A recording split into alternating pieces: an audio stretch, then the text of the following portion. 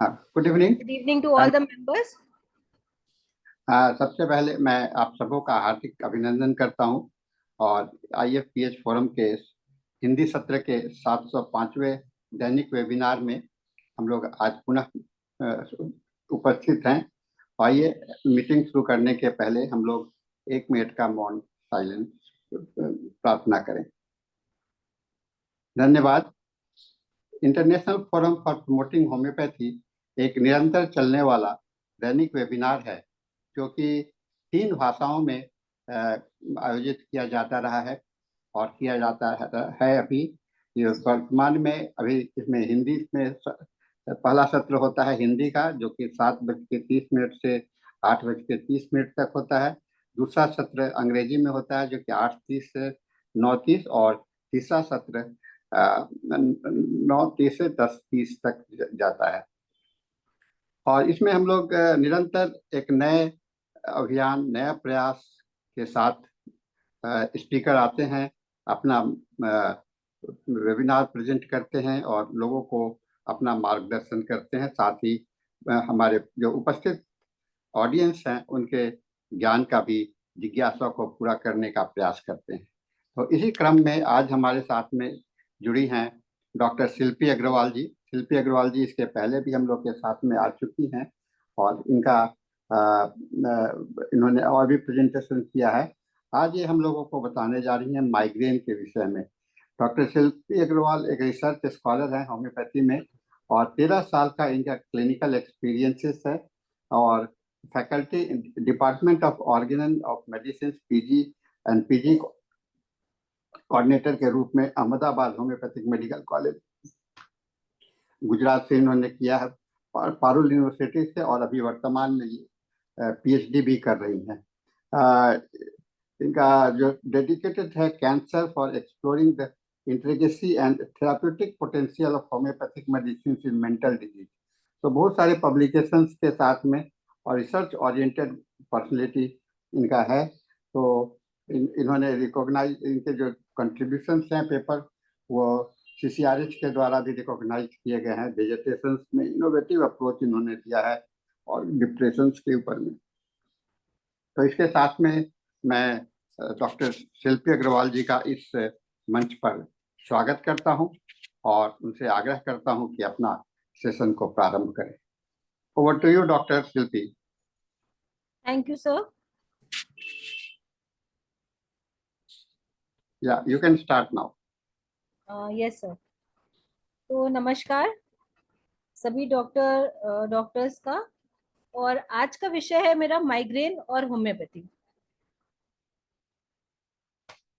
तो माइग्रेन, पहले हम बात करें तो माइग्रेन एक सिर्फ हेडेक नहीं है, एक ऐसी कंडीशन है जिसमें जो रिलेटेड है नर्व के पेन से। और इसमें क्या होता है कि इतनी ज्यादा पेनफुल कंडीशन होती है ये, जिसका पेन स्पेशली थ्रॉबिंग और पल्सेटिंग टाइप का होता है। और जैसे कि हम सभी जानते हैं ये ज्यादातर एक साइड में होता है। और जैसे कि हमने देखा है कि लोगों की डे टू डे एक्टिविटी में जो नॉर्मल एक्टिविटी, जैसे ऑफिस जाना, स्कूल के बच्चों को स्कूल जाना, कॉलेज गोइंग बच्चों को कॉलेज में परेशानी, तो उन सब की जो डे टू डे एक्टिविटी है उस पे भी माइग्रेन की वजह से इफेक्ट आता है। और दूसरी बात यह है कि माइग्रेन के बारे में जब हम लोग देखते हैं तो लॉन्ग टर्म इसका ट्रीटमेंट एलोपैथी मोड में या और किसी पैथी में, उसके लिए सिर्फ ये लोग पेन किलर्स देते हैं और मतलब कोई वैसा ओवरऑल ट्रीटमेंट नहीं है इसके लिए। तो उस केस में होम्योपैथी का बहुत अच्छा इफेक्ट रहता है माइग्रेन में। और वो ना कि सिर्फ पेन को रिलीव करती है बट ओवरऑल वेलबींग जो पेशेंट की है उसको भी हटाती है, उसको भी इम्प्रूव करती है ना। माइग्रेन को हम लोग पहले समझते हैं। माइग्रेन क्या है? क्रॉनिक हेडेक डिसऑर्डर है जिसमें एटलीस्ट एक अटैक आने के बाद कई लोग ऐसा बोलते हैं कि पहली बार सर दर्द हुआ तो उनको लेमैन टर्म में वो बोलते हैं कि हमको माइग्रेन हो रहा है। बट ऐसा जरूरी नहीं है। इसका एक पर्टिकुलर क्राइटेरिया दिया हुआ है ICHD में। उस क्राइटेरिया के अकॉर्डिंगली अगर एटलीस्ट 5 अटैक्स होने चाहिए पेशेंट को, और जिसकी ड्यूरेशन जो है वो 4 से लेके 72 आवर्स तक की होनी चाहिए। एक एपिसोड की ड्यूरेशन 4 to 72 आवर्स होनी चाहिए। उसमें से कैरेक्टरिस्टिक दो दो कैरेक्टरिस्टिक होने जरूरी हैं उस पेन के। वो है या तो यूनिलेटरल होना चाहिए, मतलब एक साइड में होगा, पल्सेटिंग नेचर का होगा, माइल्ड हेडेक नहीं होता है उसमें, सिवियरिटी जो है वो मॉडरेट या सीवियर होती है, और फिजिकल एक्टिविटी करने में उसको एग्रेवेशन होता है। तो इन 4 पॉइंट्स में से 2 पॉइंट्स होना कंपलसरी है। फिर उसके अलावा, हेडेक के अलावा, उसको सेंसिटिविटी हो सकती है लाइट के लिए या साउंड के लिए, और उसके साथ उसको नोजिया और वॉमिटिंग हो सकती है। तो अगर हम लोग ब्रीफ में माइग्रेन को समझे तो ये एक ऐसा क्रॉनिक हेडेक डिसऑर्डर है जिसमें 5 अटैक हो चुके हों पेशेंट को, एटलीस्ट 5 अटैक्स। हर अटैक मिनिमम 4 to 72 आवर्स का होना चाहिए, unilateral, pulsating, moderate to severe intensity, और रूटीन का काम करने में उसको एग्रेवेशन होता है। इन 4 में से 2 कैरेक्टरिस्टिक्स प्रेजेंट होने चाहिए। अब बात करते हैं अगर हम लोग ईटियोलॉजी की। माइग्रेन जो है वो मेनली, अगर देखा जाए प्रेवलेंस के अकॉर्डिंगली, तो माइग्रेन उन पर्सन्स में ज्यादा कॉमन देखा गया है जो प्रीवियस रिसर्चेस हुए हैं जिनमें फैमिली हिस्ट्री रही है माइग्रेन की, और इसमें जेनेटिक रिलेशन पाया गया है। जिसमें फैमिली हिस्ट्री होती है माइग्रेन की, उसमें 3 टाइम्स ज्यादा टेंडेंसी होती है लोगों को, उन पर्सन को ज्यादा टेंडेंसी होती है 3 टाइम्स कि उनको माइग्रेन हो सकता है। और इसका एज का कोई वो ऐसा फिक्स क्राइटेरिया नहीं है कि वो एडल्ट्स में ही हो, ये चाइल्डहुड से भी स्टार्ट हो सकता है। और उसमें क्या है कि बच्चों को अगर होता है तो ज्यादातर देखा गया है कि उनको वॉमिटिंग के साथ ही हेडेक होता है। और देखा जाए एपिडेमियोलॉजी में तो फीमेल्स ज्यादा इफेक्ट होती है एज कंपेयर टू मेल्स। अब ट्रिगर्स देखे जाए अगर, कैसे ये ट्रिगर होता है, ये हेडेक ट्रिगर कैसे होता है, तो ट्रिगरिंग फैक्टर में मेनली है इमोशनल स्ट्रेस, और दूसरा है बहुत देर तक भूखे रहना, पानी की कमी, या कोई भी, जैसे कि किसी पेशेंट को बहुत वॉमिटिंग डायरिया हो गया, वो भी एक ट्रिगरिंग फैक्टर हो सकता है माइग्रेन के लिए। स्लीप की कमी, नींद की कमी, या बहुत ज्यादा सोना, दोनों ही ट्रिगरिंग फैक्टर हो सकते हैं। मेंस्ट्रुएशन कई बार ट्रिगरिंग फैक्टर होता है, वेदर चेंजेस कई बार ट्रिगरिंग फैक्टर होते हैं, और बहुत तेज कोई चीज की स्मेल, धुआं, या कोई नॉइजेस, या फिर बहुत देर तक किसी को कार में जर्नी करना, वो सब भी एक ट्रिगरिंग फैक्टर हो सकता है। ब्राइट लाइट्स, सडन नॉइजेस और लाउड, बहुत तेज आवाज, ये सब ट्रिगरिंग फैक्टर हो सकता है। डाइट भी कई बार एक ट्रिगरिंग फैक्टर होती है, जैसे कि कई लोगों को चॉकलेट खाने के बाद, चीज खाने के बाद, कोई पर्टिकुलर नींबू है, संतरा है, खट्टे फल, वो खाने के बाद, या फिर जो आजकल फास्ट फूड में एक केमिकल यूज होता है जिसका नाम है मोनोसोडियम ग्लूटामेट। कई बार वो, तो आप तो जो इनको पता नहीं है वो लोग ये नहीं बोलते, वो ये बोलते हैं कि हम रेस्टोरेंट में खाना खाने गए थे, या जब भी हम बाहर का खाना खाते हैं या कोई पैक्ड फूड खाते हैं उसके बाद हमको माइग्रेन शुरू हो जाता है। तो वो भी एक ट्रिगरिंग फैक्टर है, और वो बाहर का खाना में जो वो लोग फ्लेवर एनहांसर मिलाते हैं वो कई बार एक ट्रिगरिंग फैक्टर हो सकता है। फिर कॉफी, टी, कोई भी टाइप के अल्कोहलिक ड्रिंक्स, ये सारे ट्रिगरिंग फैक्टर हो सकते हैं माइग्रेन के लिए।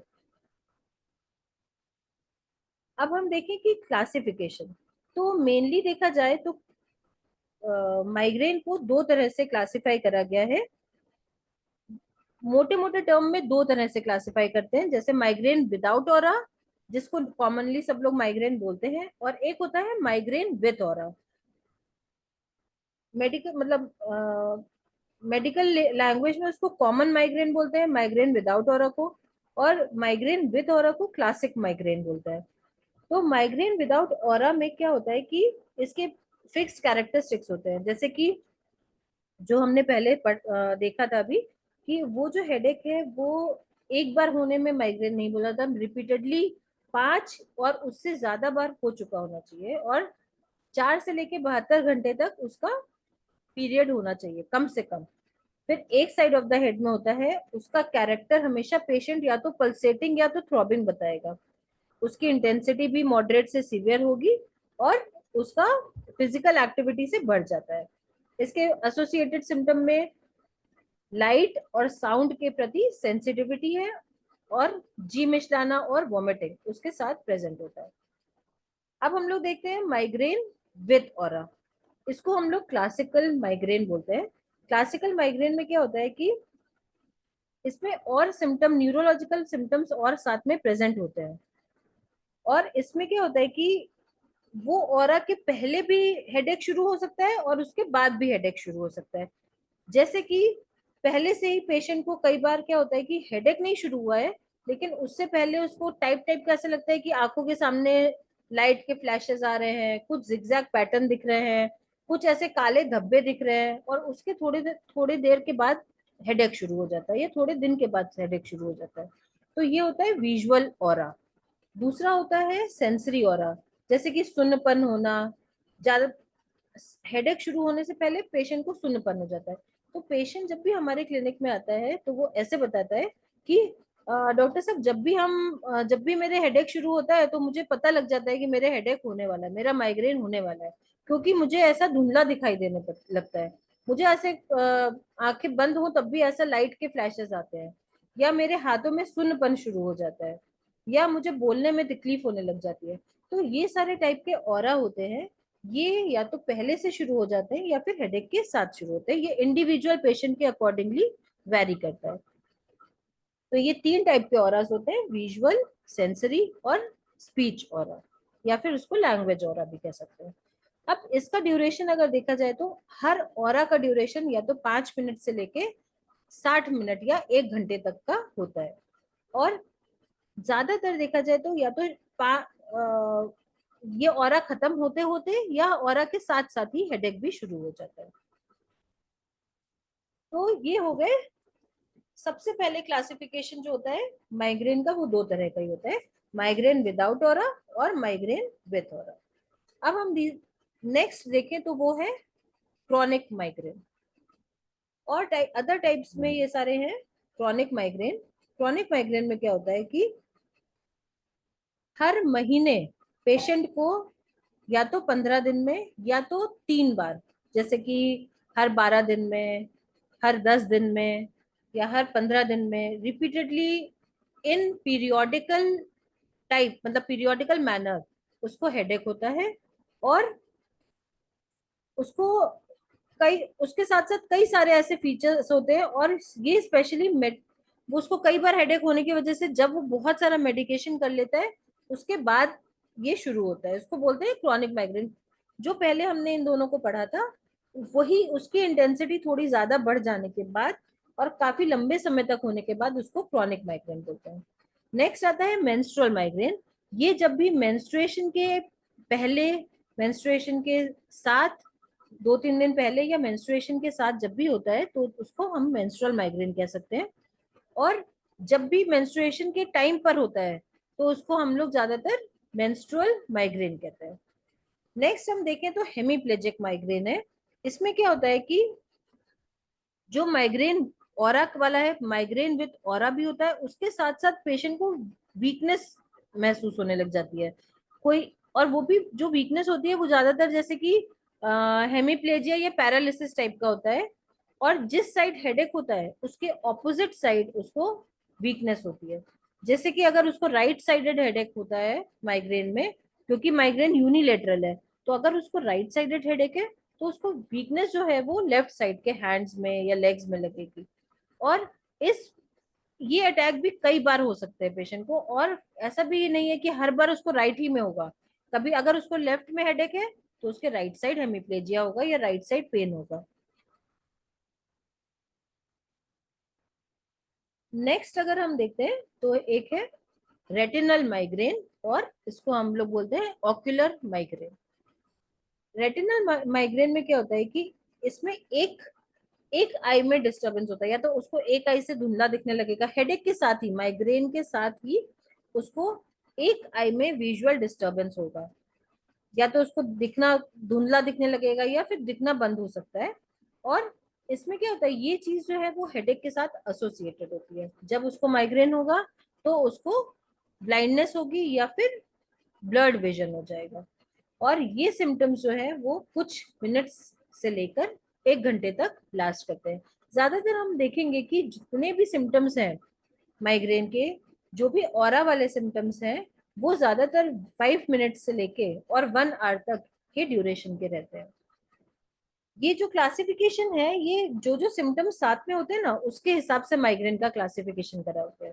मेनली क्लासिफिकेशन जो होता है वो 2 टाइप से ही होता है। अब उसके साथ साथ जो सिम्टम्स होते हैं उसके अकॉर्डिंगली अलग तरह से हम इसको क्लासिफाई कर सकते हैं। अब हम नेक्स्ट देखते हैं, तो ऑप्थेल्मोप्लेजिक माइग्रेन है। इसमें क्या होता है कि पेन अराउंड द आई होता है पेशेंट को, हेडेक होगा, वीकनेस होगी, और एक पेशेंट एक आई में बताएगा कि मुझे ऐसा लगता है कि आई में वीकनेस है, और मूवमेंट में उसको वीकनेस लगती है, मूवमेंट में परेशानी लगती है। और ये इस माइग्रेन में ज्यादातर देखा जाता है कि छोटे बच्चे ज्यादा इफेक्ट होता है। नेक्स्ट हम देखते हैं वेस्टिबुलर माइग्रेन। वेस्टिबुलर माइग्रेन में क्या होता है कि इसमें एपिसोडिक चक्कर आता है पेशेंट को, क्योंकि वेस्टिबुलर जो एक पार्ट होता है वो वर्टाइगो से रिलेटेड है। तो इसलिए उसको पेशेंट को वर्टाइगो होता है माइग्रेन के साथ। और इसमें क्या होता है कि उसको मोशन से, लाइट से, साउंड से, और अनइवन ग्राउंड होती है, जैसे कोई मतलब उबड़ खाबड़ है रास्ता या स्टेप्स चढ़ने में, तो जहां पे भी उसको बैलेंस की जरूरत है, साइकिलिंग में, रोड क्रॉस करने में, जहां पे भी मतलब बैलेंस और कोऑर्डिनेशन की जरूरत होती है, वहां पे उसको डिस्टर्ब, मतलब वहां पे उसको दिक्कत लगती है। तो वो टाइप का माइग्रेन होता है वेस्टिबुलर माइग्रेन। नेक्स्ट है migraine with brain stem aura, इसको बैसिलर टाइप ऑफ माइग्रेन बोलते हैं। इसमें क्या होता है कि ब्रेन स्टेम से ओरिजिन होता है ऑरा का, लेकिन इसमें वीकनेस नहीं होती है पेशेंट को, उस वीक फिजिकल वीकनेस नहीं होती है। उसमें क्या या तो उसको बोलने में दिक्कत होगी, या चक्कर आएगा, मतलब सब कुछ रिलेटेड टू नर्वस सिस्टम है। इसमें फिजिकल वीकनेस नहीं फील होती है पेशेंट को। या तो उसको डबल विजन, मतलब हर चीजें दो दो दिखेंगी, या फिर आई का मूवमेंट या नॉर्मल मूवमेंट जो है वो, उसके मसल कोऑर्डिनेशन में दिक्कत होगी, या फिर कॉन्शियस लेवल में कम हो जाएगा कॉन्शियस लेवल। तो ये सारे सिम्टम्स होते हैं बेसिलर टाइप ऑफ माइग्रेन में। नेक्स्ट होता है एब्डोमिनल माइग्रेन। एब्डोमिनल माइग्रेन में क्या होता है कि ये भी ज्यादातर छोटे बच्चों को में देखा जाता है। जैसे कि हमने वो वाला देखा था ऑप्थेल्मोप्लेजिक माइग्रेन, जिसमें कि आई के अराउंड पेन होता है। बहुत छोटे बच्चों में ये कॉमन सिम्टम है।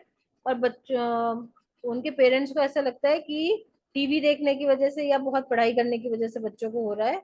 और कई बार वो उसका उस तरीके से नहीं सोच पाते हैं कि इस बच्चे को माइग्रेन हो सकता है। उनको ऐसा लगता है कई बार बच्चों के पेरेंट्स को कि ये टीवी देखने की वजह से, मोबाइल देखने की वजह से हो रहा है, लेकिन बाद में पता चलता है कि वो माइग्रेन का सिम्टम है। तो ऑप्थेल्मोप्लेजिक माइग्रेन और एब्डोमिनल माइग्रेन, ये दोनों ही बच्चों में बहुत कॉमनली मिलते हैं।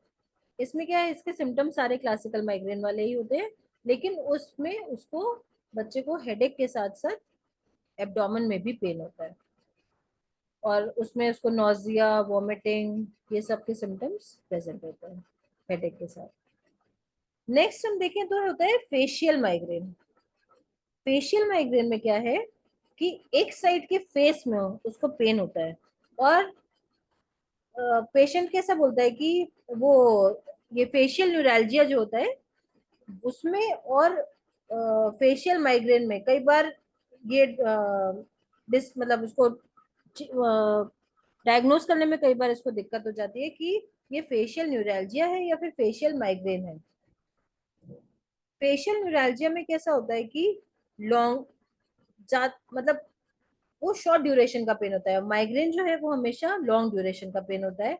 उसमें क्या होता है कि क्लस्टरिंग नहीं होती है, और नोजिया और वॉमिटिंग ज्यादा प्रेजेंट होती है। तो ऐसे हम इसको डिफ्रेंशिएट कर सकते हैं। नेक्स्ट है कॉम्प्लिकेटेड माइग्रेन। कॉम्प्लिकेटेड माइग्रेन में क्या होता है कि पेशेंट को माइग्रेन खत्म भी हो जाता है, हेडेक के सिम्टम्स खत्म हो जाते हैं, लेकिन फिर भी उसके साथ उसको एक परसिस्टेंटली न्यूरोलॉजिकल ट्रबल रहता है पेशेंट को। उसमें कैसा है कि, और ये पेशेंट, ये जो ये टाइप का जो माइग्रेन है, ये हमेशा एक ही साइड में होता है। और इसमें क्या होता है कि क्योंकि ब्रेन में ब्लड सप्लाई कम पहुंच रही होती है, वो ही इसका रीजन होता है। या फिर इन्फार्क्ट होता है, वो एक रीजन होता है। इन्फार्क्ट होने की वजह से लैक ऑफ ब्लड सप्लाई होता है, रिड्यूस्ड ब्लड सप्लाई होता है, इस्चीमिया की कंडीशन आ जाती है, और उसकी वजह से पेशेंट के अंदर न्यूरोलॉजिकल डेफिशिएंट हो जाती है, और उसकी वजह से पेशेंट को माइग्रेन होता है। देन हम उसको बोलते हैं कॉम्प्लिकेटेड माइग्रेन। नेक्स्ट हम देखेंगे, ये है पोस्ट ट्रोमैटिक माइग्रेन।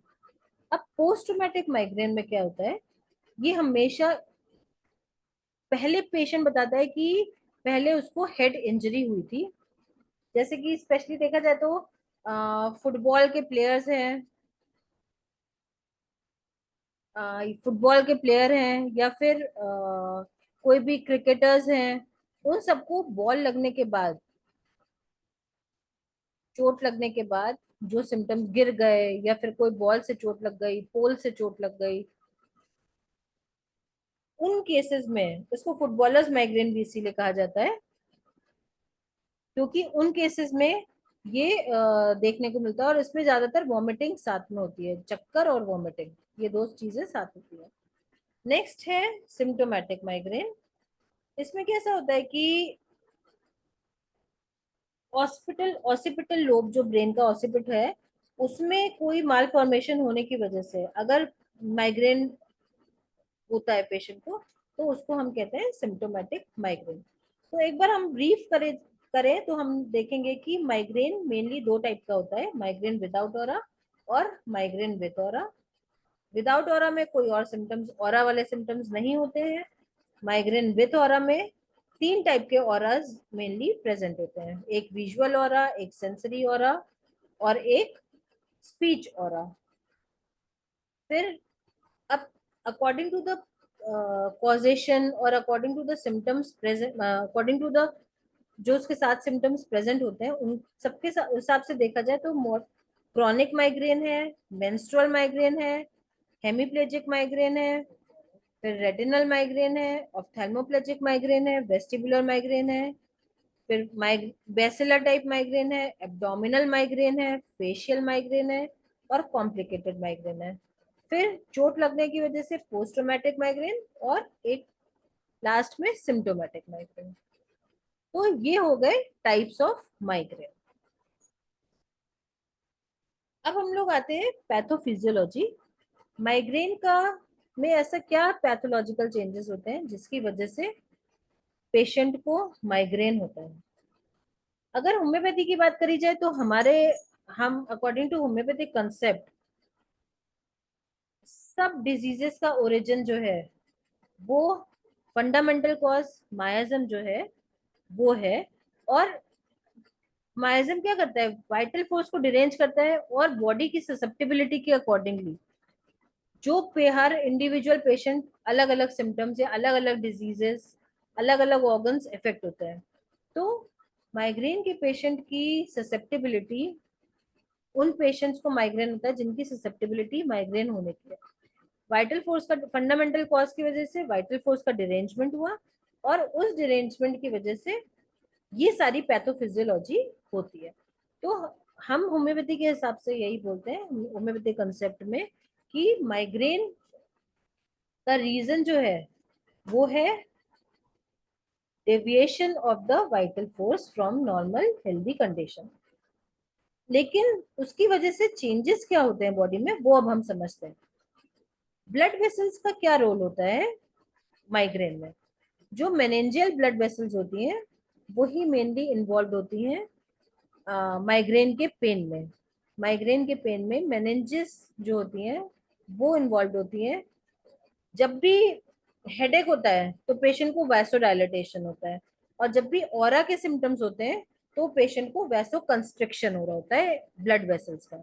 जो मेनेंजियल ब्लड वेसल्स हैं, जैसे कि आप इधर डायग्राम में भी देख पाएंगे, सेरिब्रल आर्टरीज हैं, जो स्पाजम होता है तो ऑरा का फेज हो रहा है, जब भी वो डायलेटेड होती है तो हेडेक का फेज होता है। तो जब भी ऑरा वाला हेडेक माइग्रेन होता है तो उसमें पैथोफिजियोलॉजी यही होती है। नेक्स्ट हम लोग बात करें ब्लड ब्रेन बैरियर। इसमें क्या होता है कि माइग्रेन जो होता है उस टाइम पर ब्लड ब्रेन बैरियर जो है उसमें इन्फ्लेमेशन हो जाता है। तभी देखिए पेशेंट्स जो आते हैं वो ये बोलते हैं कि हम एक एंटी इन्फ्लेमेटरी पेन किलर ले लेते हैं तो हमें पेन में रिलीफ हो जाता है, उस समय के लिए हमें पेन में रिलीफ हो जाता है, उसके बिना हमें रिलीफ नहीं होता, क्योंकि उस समय क्या होता है ब्लड ब्रेन बैरियर में इन्फ्लेमेटरी चेंजेस हो रहे होते हैं। नेक्स्ट हम लोग देखें तो उसमें और क्या क्या होता है कि जो न्यूरोवैस्कुलर मैकेनिज्म्स है उसमें क्या होता है कि बहुत सारी कई सारी ऐसे केमिकल्स होते हैं जो रिलीज होते हैं, जैसे कि सीजीआरपी है जो वैसोडाइलेटेशन और इन्फ्लेमेशन करता है। फिर ट्राइजेमिनल नर्व है, वो भी एक्टिवेट हो जाती है कई बार माइग्रेन के समय में, और वो क्या करती है ट्राइजेमिनल नर्व जैसे ही एक्टिवेट होती है वैसे ही वो प्रो इन्फ्लेमेटरी सब्सटेंसेस जिसको सब्सटेंस पी बोला जाता है और सीजीआरपी वो ब्लड वेसल्स में रिलीज करने लगती है, जिसकी वजह से इन्फ्लेमेशन होने लग जाता है और वैसोडाइलेटेशन होता है, और उसकी वजह से पेन और बढ़ जाता है और पेशेंट को और डिस्कम्फर्ट की फीलिंग होती है अलोंग विद द पेन। तो न्यूरोवैस्कुलर मैकेनिज्म जो है वही इंटेंसिफिकेशन करता है ब्रेन का वो पेन का। तो हम लोग कहते हैं ना कि माइग्रेन का पेन साधारण पेन नहीं होता है, उसमें पेशेंट को बहुत तकलीफ होती है, और इतनी तकलीफ होती है कि वो अपने, जैसे कि लेडीज है वुमेन है जो हाउस वाइफ है, वो बच्चे को खाना बनाना, मतलब इतना पेन बताते हैं पेशेंट आके कि हम, मेरा बच्चा भूखा रहता है जिस दिन मेरे पेन होता है। तो ये एक पेन की सिवियरिटी दर्शाता है कि माइग्रेन में पेन की सिवियरिटी इतनी ज्यादा होती है, और उसका रीजन होता है जो ट्राइजेमिनल नर्व है वो एक्टिवेट होने की वजह से सब्सटेंस पी और सीजीआरपी ब्लड वेसल्स में रिलीज करती है, उससे वैसोडाइलेटेशन होता है और इन्फ्लेमेशन होता है, और पेन की इंटेंसिटी बढ़ जाती है और डिस्कम्फर्ट भी बढ़ जाता है। तो दिस इज द पैथोफिजियोलॉजी जो इसमें होती है माइग्रेन में। अब हम लोग देखते हैं क्लिनिकल फीचर्स। क्लिनिकल फीचर्स में क्या होता है, मेनली हम देख बात करें तो प्राइमरी जो माइग्रेन होता है वो एक साइड में होता है, या तो लेफ्ट राइट साइड में या तो लेफ्ट साइड में, और उसका जो कैरेक्टर होता है वो मेनली थ्रॉबिंग या फिर पल्सेटिंग होता है। अब पहले भी हमने डिस्कस किया था कि जो इंटेंसिटी है पेन की वो या तो मॉडरेट होगी और या तो सिवियर होती है, हल्का पेन माइग्रेन में नहीं देखने को मिलता है। और सिम्टम्स की हम बात करें तो माइग्रेन के और सिम्टम्स में है नोजिया, उल्टी जी मिचलाना, उबके आना, उल्टी होना, पेट में गैस होना, पेट में अच्छा नहीं लगना, पेन होना, ये सारे पेट के सिम्टम्स अटैच हो सकते हैं। भूख ना लगना, बहुत ज्यादा पसीना आना या ठंड लगना, पेशेंट का चेहरा उतर जाता है, ऐसा लगता है कि पेशेंट एनीमिक हो गया, ऐसा पैलर आ जाता है पेशेंट को। फिर उसके साथ पेन को सहन करते करते वीकनेस लगना, साथ में दिखने में धुंधलापन दिखना, बाल बहाने में पेशेंट को परेशानी होती है, इतना टेंडरनेस हो जाता है स्कैल्प में।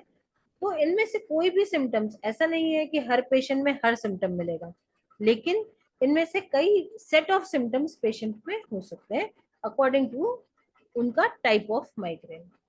तो कई बार बहुत कम पेशेंट्स होते हैं जिनको फीवर आता है, और कम पेशेंट्स में ही डायरिया होता है, लेकिन कभी कभी ये सब भी देखने को मिल जाता है। अब हम लोग देखते हैं प्रीडॉर्मल सिम्टम्स, मतलब पेशेंट को माइग्रेन होने से पहले जो सिम्टम्स होते हैं उनको बोलते हैं प्रीडॉर्मल सिम्टम्स। तो लगभग एक दिन पहले से या कुछ घंटे पहले पेशेंट को ये सिम्टम्स कई बार आने लगते हैं, जिससे कि उनको, क्योंकि ये क्रॉनिक कंप्लेंट है और पेशेंट को 5 बार 10 बार 15 बार ऐसा हेडेक हो चुका होता है, तो उसको पता लगने लग जाता है कि ये मेरे सिम्टम है और इसके बाद मुझे माइग्रेन का पेन शुरू हो जाएगा। तो उन सिम्टम्स में अगर हम लोग देखा जाए देखें तो कई बार बहुत उबासी आना, फिर उसको कई अलग टाइप की क्रेविंग होना, जैसे कि पेशेंट को दूध पीने का मन करने लगे, ठंडा पानी पीने का मन करे, कोई सिट्रस फ्रूट खाने का मन करे। तो इसके लिए हमें, हमारे पास बहुत सारी ऐसी मेडिसिन भी हैं जो, और ये सारे सिम्टम्स हमें कई बार पेशेंट को इंडिविजुअलाइज करने में, क्योंकि ये जनरल सिम्टम्स है पेशेंट के, और मतलब हर इंडिविजुअल के डिफरेंट डिफरेंट होते हैं, तो वो हमें बहुत हेल्प करते हैं पेशेंट की सिमिलिमम मेडिसिन ढूंढने में। और ये सिम्टम्स की हेल्प से ही हम, क्योंकि हेडेक सबको होगा, राइट साइड और लेफ्ट साइड ही दो ही साइड हैं, तो दोनों साइड में से एक ही साइड होगा। फिर पेशेंट को तेज नॉइस से दर्द होना, कोई महक से दर्द होना, तो ये सब सिम्टम्स को लेकर ही जब हम मेडिसिन को सेलेक्ट करते हैं, और ये प्री नॉर्मल सिम्टम्स, ये हमें बहुत हेल्प करते हैं मेडिसिन पेशेंट का सिमिलिमम निकालने में और इंडिविजुअलाइज करने में पेशेंट को। तो इन सिम्टम्स में है बहुत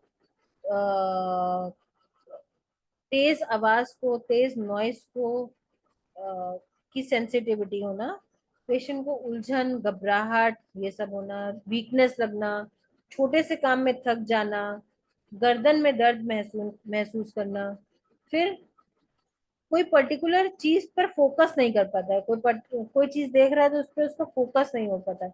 पानी की प्यास या तो ज्यादा लगने लगेगी या पेशेंट को कम लगने लगेगी, कोई पर्टिकुलर पार्ट पे स्वेलिंग आ सकती है, बहुत ज्यादा एनर्जी या लेस एनर्जी। तो ये सारे सिम्टम्स होते हैं जो पेशेंट को पहले से ही होने लग जाते हैं, कई ज्यादातर पेशेंट को पहले से ही ये आभास हो जाता है इन सिम्टम्स के द्वारा। अब हम बात करते हैं ऑरा सिम्टम्स की। ऑरा सिम्टम्स अगर हम लोग स्टडी के अकॉर्डिंगली देखा जाए तो ये 25% मतलब 1/4 केसेस में ऑरा सिम्टम्स प्रेजेंट होता है। कई सारे ऐसे ऑरा सिम्टम्स है, हमने ये पहले भी डिस्कस किया है। कोई पर्टिकुलर टाइप के फ्लैशेस, लाइट के आंखों के सामने आना, ब्राइट लाइंस, शेप्स, कोई आवाज पेशेंट को आना, फिर कोई सुन्नपन, सूजन, अलग अलग टाइप के टिनिटस जिसको कानों में आवाज कहते हैं, वो सुनाई पड़ना, कोई पर्टिकुलर टाइप के मूवमेंट होना, फिर विजन में, उसके सुनने में, देखने में, मोशन में, सेंसेशन में, या तो ज्यादा हो जाएगा और या फिर कम हो सकता है। ज्यादातर देखा जाता है कि ये सारे सेंसेस कम हो जाते हैं सेंसरी, क्योंकि नर्व इन्वॉल्वमेंट होता है। तो ये सारे ऑरा के सिम्टम्स हैं। अब हम लोग बात करते हैं, तो हमने पढ़े अभी तक, हमने देखे अभी तक प्री नॉर्मल सिम्टम्स, फिर ऑरा के सिम्टम्स। अब नेक्स्ट हम लोग देखेंगे जो मेनली हेडेक के सिम्टम्स है। हेडेक के सिम्टम्स में क्या होता है, पहले भी हमने डिस्कस करा कि हेडेक में ज्यादातर माइग्रेन जो है वो एक ही साइड में होता है। इसका कैरेक्टर जो होता है वो तो पल्सेटिंग या थ्रॉबिंग नेचर का होता है, और इसके साथ एसोसिएटेड सिम्टम्स में कोई भी नोजिया, जीआई के सिम्टम्स हो सकते हैं, आईज के सिम्टम्स हो सकते हैं, जैसे कि आंखों से नाक नाक से पानी आना, आंखों से पानी आना, तेज लाइट के लिए फोटोफोबिया होना, तेज आवाज के लिए, या कोई बोले नहीं, लाइटें सारी बंद करके बैठता है पेशेंट। तो ये सारे में से कोई भी सिम्टम्स पेशेंट को, छोटी छोटी महक भी, धूप बत्ती की महक जो वो रोज जलाता है, लेकिन जब माइग्रेन होता है तो वो नहीं जला सकता है। माइग्रेन में इतना सीवियर हेडेक होता है। एक पेशेंट थोड़े दिन पहले ही अभी आई थी, वो बोल रही थी कि इतना पेशेंट को पेन होता है कि मैं पूजा नहीं कर पाती उस दिन, मुझे घंटी की आवाज भी सहन नहीं होती, और मुझे ये धूप बत्ती की महक भी सहन नहीं होती। तो ये सारे सिम्टम्स हेडेक के साथ उसको हो सकते हैं। फिर हम लोग बात करते हैं कि हेडेक हो गया शुरू, उसको हेडेक खत्म भी हो जाता है तब भी उसको पोस्ट ड्रोम सिम्टम्स रह जाते हैं। इसमें क्या होता है कि पेशेंट को इतना सीवियर हेडेक हुआ होता है, उसके बाद कई बार पेशेंट को हेडेक जाने के बाद भी कुछ सिम्टम्स रह जाते हैं, जैसे कि वो पढ़ाई में कंसंट्रेट या कुछ भी काम करने में कंसंट्रेट नहीं कर पाता है, थोड़ा उसको मूड एलिवेटेड नहीं, सैड सैड मूड लगता है, थकान लगती है, सोने जैसा लगता है। तो ये कुछ सिम्टम्स हैं, वो पोस्ट सिम्टम्स होते हैं। नेक्स्ट हम बात करें तो कॉम्प्लिकेशंस है। कॉम्प्लिकेशंस में क्या है, स्टेटस माइग्रेनस, उसमें क्या होता है कि पेशेंट को इतना सीवियर पेन 72 आवर्स के बाद भी रहता है। उस कंडीशन को हम कहते हैं स्टेटस माइग्रेनस। क्योंकि जनरली सारे पेशेंट्स को माइग्रेन का दर्द 4 घंटे से लेके 72 घंटे तक होता है, लेकिन स्टेटस माइग्रेनस में 72 घंटे से भी ज्यादा पेशेंट को पेन रहता है। अब नेक्स्ट हम लोग देखते हैं माइग्रेनस इन्फेक्शन। पहले भी हमने पढ़ा था कि इस्चीमिया की वजह से ब्लड सप्लाई कम होने की वजह से अगर उसको माइग्रेन हेडेक हो रहा है और ये इन्फेक्ट हो जाता है ब्रेन में जाके, तो उसको हेडेक होता है, तो उसको उस कंडीशन को हम लोग बोलते हैं माइग्रेनस इन्फेक्शन। कई बार इस माइग्रेन की वजह से सीजर शुरू हो जाता है, एपिलेप्सी का मतलब ये फिट शुरू हो जाता है, कन्वर्जन शुरू हो जाता है पेशेंट को, तो उसको बोलते हैं माइग्रेन ऑरा। परसिस्टेंट ऑरा, उसको हेडेक सही हो जाता है लेकिन ऑरा सही नहीं रहता, उसको हमेशा ऑरा के सिम्टम्स आते ही रहते हैं, तो उसको बोलते हैं परसिस्टेंट ऑरा। अब पेशेंट उसकी वजह से काम नहीं कर पाता, तो loss of work. These are the complications of migraine. अब हम बात करें कि हर हेडेक, हर सिवियर हेडेक माइग्रेन नहीं होता, तो हम माइग्रेन को कैसे डायग्नोज करेंगे। क्लिनिक में हमारे पास हेडेक के कई पेशेंट्स आते हैं, लेकिन हर पेशेंट को हम माइग्रेन नहीं कह सकते।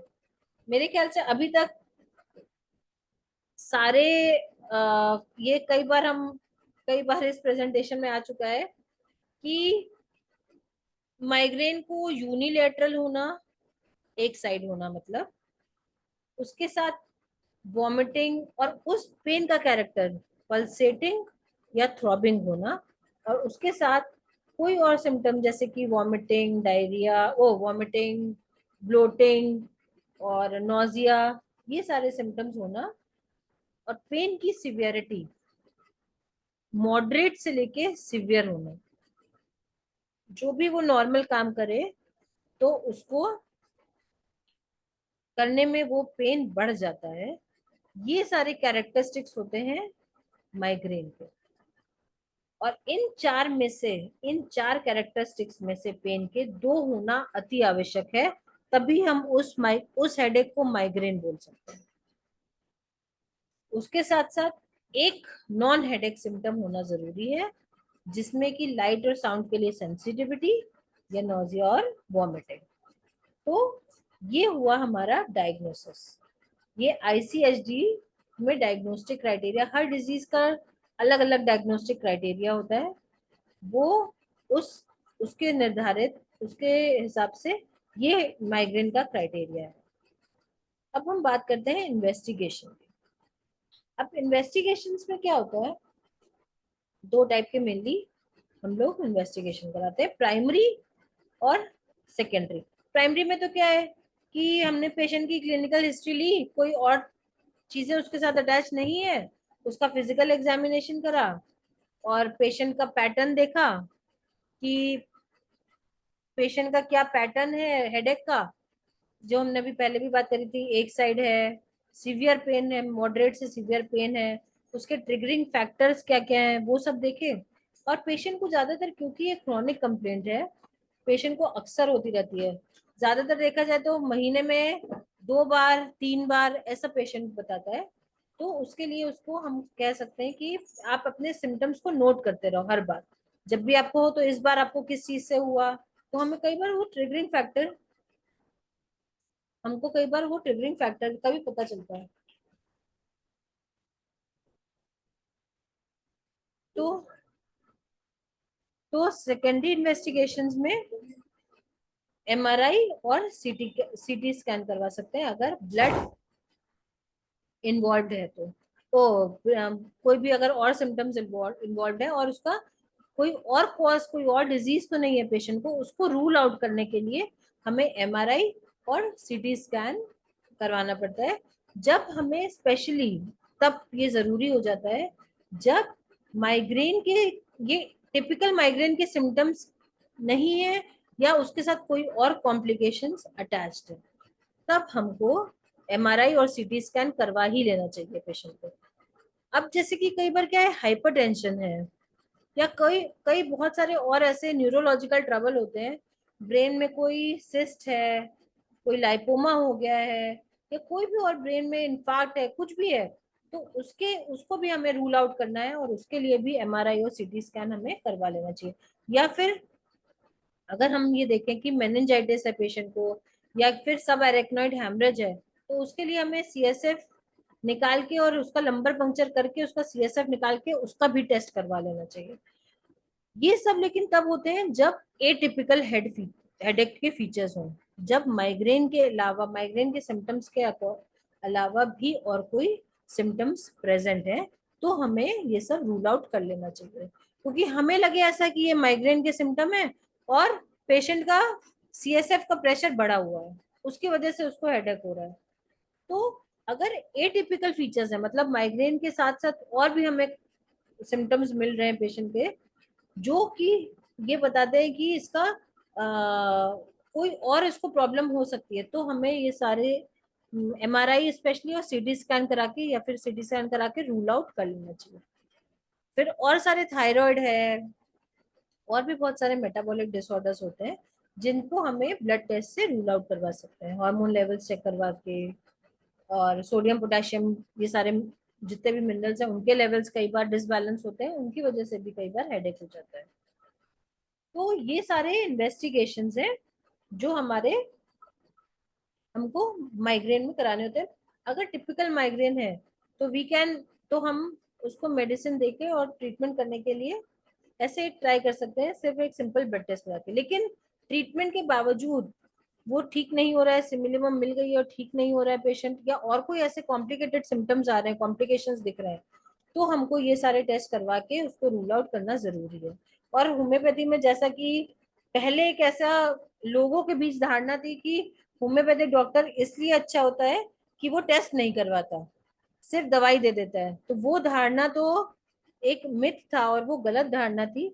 ऐसा आज के टाइम पर, क्योंकि इतने वाइड वैरायटी ऑफ डिजीजेस और इतने फॉर्म्स हो गए हैं डिजीजेस के, कि हम ऐसा नहीं सोच सकते कि सिर्फ सिम्टोमेटोलॉजिकली बिना कोई टेस्ट करवाए हमें मेडिसिन देते रहना चाहिए पेशेंट को। और आजकल पेशेंट भी ऐसा नहीं चाहते हैं। तो ये हो गई इन्वेस्टिगेशन का पार्ट। अब हम आते हैं ट्रीटमेंट का पार्ट में। ट्रीटमेंट के लिए जब भी हम देखें, पहले हम देखते हैं कि मॉडर्न मेडिसिन मतलब एलोपैथी में जो नॉर्मली लोग लेते हैं पहले माइग्रेन का सोच के, उसमें क्या देते हैं वो लोग, जिस समय माइग्रेन का अटैक हुआ उस समय पेशेंट को एनसेड देते हैं, calcitonin gene related peptide antagonist होते हैं पेट के लिए, वो देते हैं। फिर पेट के सारे सिम्टम्स, जैसे वो उल्टी होती है तो उसके लिए एंटीएमेटिक, क्योंकि एलोपैथी या मॉडर्न मेडिसिन में सिम्टोमेटिक रिलीफ दे रहे होते हैं पेशेंट को, जो सिम्टम हो रहा है उसके हिसाब से वो दवाई। जैसे कि पेशेंट को उल्टी है तो उल्टी के लिए एंटीएमेटिक, या जी मिश्राने के लिए एंटीएमेटिक दे दिया, पेन है उसके लिए पेन किलर दे दिया। तो जो सिम्टम हो रहा है उसके हिसाब से 3-4 दवाइयां दे के, और ये अक्यूट ट्रीटमेंट बनता है, अक्यूट प्रिस्क्रिप्शन बनता है एक मॉडर्न मेडिकल प्रैक्टिशनर का। एक एक्सक्यूज मी सर। अब हम बात करें प्रिवेंटिव ट्रीटमेंट की। तो प्रिवेंटिव ट्रीटमेंट में मेनली जो मॉडर्न मेडिसिन में दिया जाता है वो है बीटा ब्लॉकर और anti depressant, anti convulsant, calcium. और ये सबको नहीं दिया जाता, जिसको जैसे कि जो हमने अभी टाइप्स देखे थे उसके हिसाब से, जैसे डिप्रेशन के साथ हो रहा है पेशेंट को माइग्रेन, तो एंटी डिप्रेसेंट साथ में दे देते हैं, एंटी कन्वल्सेंट साथ में दे देते हैं। इन्फ्लेमेशन के साथ है तो कैल्शियम चैनल ब्लॉकर दे देते हैं, calcitonin gene related peptide antagonist दे देते हैं। तो ये सारे अकॉर्डिंगली पेशेंट के सिम्टम की उनको पता लग जाता है कि ये चीज करने से पेशेंट को होता है, तो उसको एंटी कन्वर्जेंट देते हैं कि उसको ना कन्वर्जन आएगा ना माइग्रेन का अटैक होगा। तो प्रिवेंशन के लिए उनके पास ये ट्रीटमेंट है। अब हम बात करें ऑल्टरनेटिव ट्रीटमेंट, मतलब जो हम जिसको डॉक्टर हैनीमैन ने ये कॉम्प्लीमेंट्री ट्रीटमेंट बोला है, वो सारा है ये। उसमें क्या है, लाइफस्टाइल चेंजेस, जैसे कि हर डिजीज के साथ कहा जाता है, योगा है, प्राणायाम है, ओबेसिटी कम करना है, वॉक करना है, नेचर नेचर के साथ थोड़ा वक्त व्यतीत करना है, तो ये सारे लाइफस्टाइल चेंजेस हैं। स्ट्रेस का लेवल कम रखना, जैसे कि काम करते करते सुबह से लोग बैठ जाते हैं और शाम को ही अपनी चेयर से उठते हैं, तो वैसा नहीं करके कुछ लाइफस्टाइल मॉडिफिकेशन से ये ठीक नहीं हो सकता, लेकिन उसकी सिवियरिटी, इंटेंसिटी और जो फ्रीक्वेंसी है वो हम हेडेक की कम कर सकते हैं। वो हेल्प कर सकता है कि जैसे मान लो 10 दिन में होने 12 दिन में होने वाला था, तो हो सकता है 20 दिन में हो। तो इन सब ऑल्टरनेटिव ट्रीटमेंट से ये हेल्प मिलती है, लेकिन ऑल्टरनेटिव ट्रीटमेंट क्योर करने के लिए हेल्प मिलेगी ऐसा जरूरी नहीं है। फिर पेशेंट को कई बार सोशल सपोर्ट, कई बार जैसे पेशेंट को अगर मेंटल हेल्थ अच्छी होती है तो ये माइग्रेन के अटैक्स कम होने लग जाते हैं। एक्सरसाइज करने से कई बार फर्क पड़ता है, योगा से, प्राणायाम से, फिर कई बार काउंसलिंग से, क्योंकि पेशेंट को स्ट्रेस लेवल से भी कई बार ये ट्रिगर हो जाता है। तो जब उसको सीबीटी, एक टाइप का एक थेरेपी होती है जो डिप्रेशन के पेशेंट्स को एक थेरेपी दी जाती है, काउंसलिंग के सेशंस होते हैं इसमें, वो होती है कॉग्निटिव बिहेवियरल थेरेपी। तो उनको देने से उसके साथ भी कई बार ये ट्रिगर कम करता है। फिर तो वही है, कम ट्रिगरिंग फैक्टर होंगे, कम एक्सपोजर होगा उसका ट्रिगरिंग फैक्टर से, तो उसका माइग्रेन का अटैक जल्दी ट्रिगर नहीं होगा। और पानी, हर हर डिजीज के लिए पानी की रिक्वायरमेंट, बॉडी को पानी की रिक्वायरमेंट है, उससे कम पानी मिलेगा तो वो ट्रिगर हो सकता है। तो ये सारे ट्रीटमेंट पार्ट था जो हम अलाइड, मतलब मॉडर्न मेडिसिन, ये जो अल्टरनेटिव ट्रीटमेंट है, ये मॉडर्न मेडिसिन के डॉक्टर हो, कोई भी थेरेपी, कोई भी ट्रीटमेंट को फॉलो करते हो, कोई भी मेथड को फॉलो करते हो, वो यही ट्रीटमेंट तो साथ में बताते हैं। तो कॉम्प्लीमेंट्री मेडिसिन जिसको कह, कॉम्प्लीमेंट्री ट्रीटमेंट जिसको कह सकते हैं हम लोग, वो ये था। तो अभी एक बार हम ऐसा रिव्यू करें, तो मैं सोचती हूँ कि अभी इतनी बार बोलने के बाद शायद माइग्रेन का डायग्नोसिस, क्लिनिकल डायग्नोसिस जो है यूनिलेटरल पेन, उसका लास्टिंग 4 घंटे से लेके 72 आवर्स तक का ड्यूरेशन हेडेक का, एक हेडेक के एपिसोड का होना ही चाहिए। उसके बाद जो 4 कैरेक्टरिस्टिक्स हैं हेडेक के, यूनिलेटरल, थ्रॉबिंग और pulsating pain, moderate to severe pain, ये सारे इनमें से कोई भी 2 कैरेक्टरिस्टिक हो सकते हैं। 5 बार कम से कम ऐसा सेम टू सेम एपिसोड हो चुका होना चाहिए, तभी हम पेशेंट को बोलेंगे कि उसको डिप्रेशन है। और ये क्राइटेरिया हम सब रेफर कर सकते हैं ICHD, उसमें ये क्राइटेरिया दिया हुआ है। अब एक माइग्रेन होता है विद ऑरा, एक माइग्रेन होता है विदाउट ऑरा। विद ऑरा में ऑरा के सिम्टम्स प्रेजेंट होते हैं। वो 3 टाइप के ऑरा हो सकते हैं। विजुअल ऑरा हो सकता है जिसमें आंखों से रिलेटेड होगा, उसको कुछ फ्लैशेस, लाइंस, कोई ऐसे ऑब्जेक्ट, काले धब्बे, कुछ भी ऐसा दिख सकता है। दूसरा उसको सेंसरी ऑरा हो सकता है जिसमें कि सुन्नपन, झंझनाहट, ये सब शुरू हो सकता है। ये जो सुन्नपन झंझनाहट है, ये फेस पे, या तो कोई हैंड में, पैर में, छोटी उंगली में, अंगूठे में, पूरे हाथ में, कहीं पर भी हो सकती है।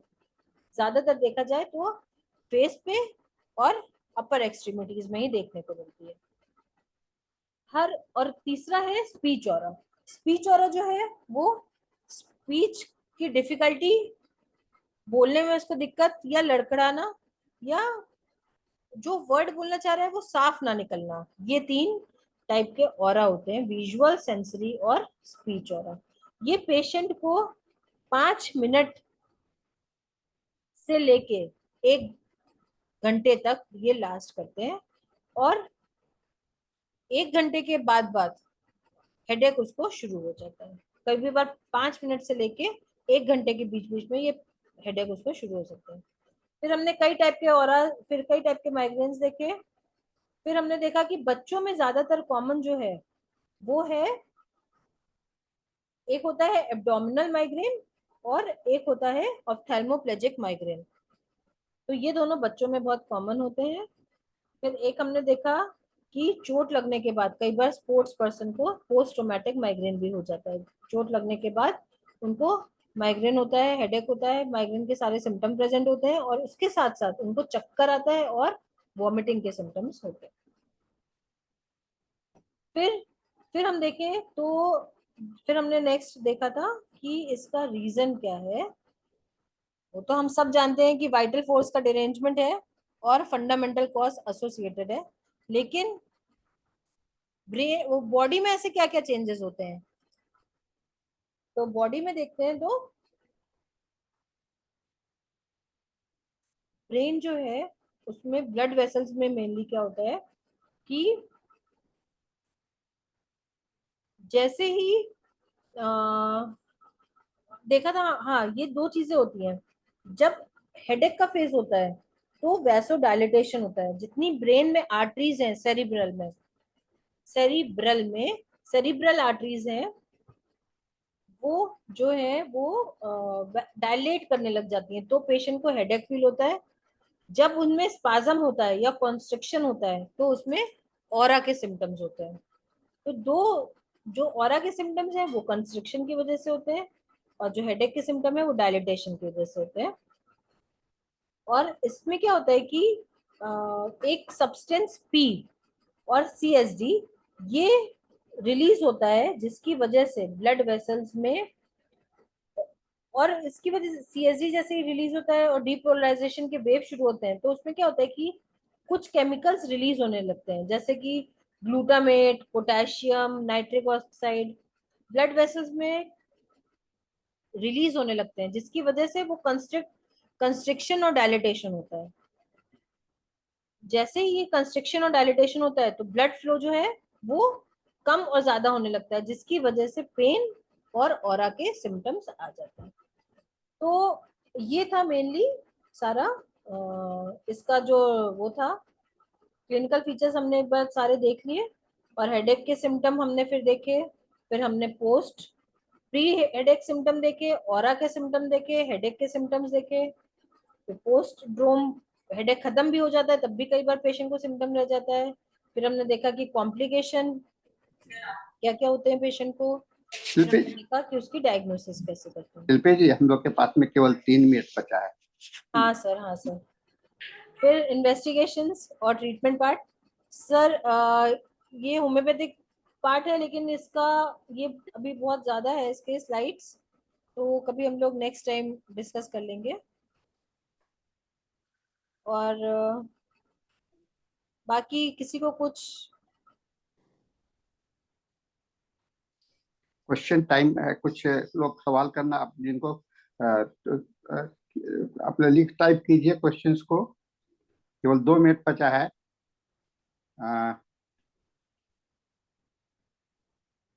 आपने देखो कोई सवाल है तो टाइप कीजिए। What is your experience in the best alternative, वो अपना आपका अनुभव क्या रहा है डॉक्टर शिल्पी जी? हाँ सर। आपका अनुभव क्या रहा है? सर सर मैं सर आपका और IFHP का पूरा धन्यवाद देती हूँ क्योंकि सर इसमें क्या है कि हमको अपने बहुत कुछ सीखने को भी मिलता है। Okay okay. और सर हमें क्या है कि एक प्लेटफॉर्म है जिसमें कि हम सबको सुन सकते हैं और अपने व्यूज भी शेयर कर सकते हैं। तो इसके लिए मैं सर आप सब पार्टिसिपेंट्स का, हमारे सीनियर डॉक्टर्स का और सानी सर आपका, मैं सबका धन्यवाद देना चाहती हूँ। Thank you sir. Thank you very much. हम लोगों का समय समाप्त हो चुका है और हमारे अगला सेशन के लिए समय आ चुका है। आपने काफ़ी अच्छा जानकारी दिया है। आपका काफ़ी तारिक जी, आपका जो सेशन है इन्होंने नेक्स्ट पार्ट में देने के लिए इन्होंने कहा है। और इसका हम लोग नेक्स्ट सेशन में इसको करेंगे। डॉक्टर तारिक जुबैर जी, आपके जो सवाल किए हैं एक्सपीरियंस के लिए, वो हम लोग एक अगले मीटिंग में इनके लेकर, क्योंकि इन्होंने अपने एक्सपीरियंस को बताने के लिए इनको समय लगेगा और इसमें काफ़ी समय लग जाएगा। तो आने वाले समय में फिर हम लोग मैं चाहूँगा कि शिल्पी जी इसका सेकेंड पार्ट करें 1 घंटे हाँ का। सर। हाँ, उसमें मैं आपसे समय ले लूंगा सेकेंड पार्ट माइग्रेन का, और हाँ उसके सर। साथ में हम लोग इसको पूरा करेंगे। तो आज का समय हम लोगों का समाप्त होता है और हम लोग अब इंग्लिश सेशन की ओर मूव करते हैं। एंड इंग्लिश सेशन के लिए मैं डॉक्टर मनोज जी को स्वागत करता हूँ और उनसे निवेदन करता हूँ कि आप अपना इंग्लिश सेशन को टेको। So now the session is handed over to